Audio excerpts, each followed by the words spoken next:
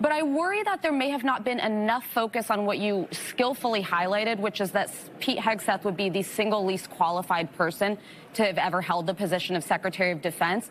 Do you think that there should have been a greater focus on that, knowing that in the Trump era, sometimes allegations just don't stick with some?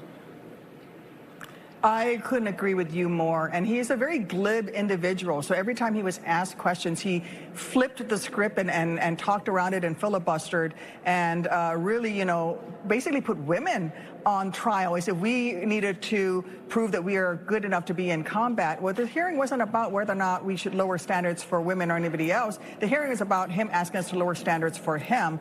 And he couldn't answer some of the most basic questions about the role and the job and the duties of the Secretary of Defense, a position that he wants to hold.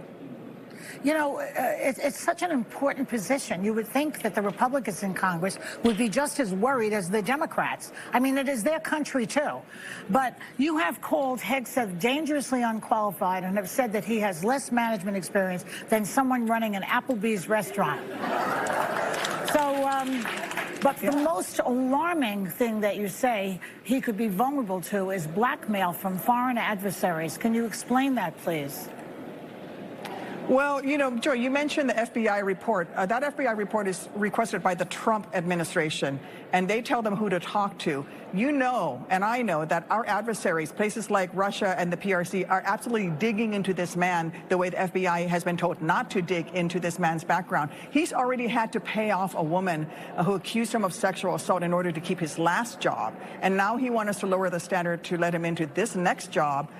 Who else is he going to be paying off next? And I'm worried that our adversaries are watching and they see a wholly unqualified candidate who's in above his head, and this guy's going to have access to the nuclear arsenal.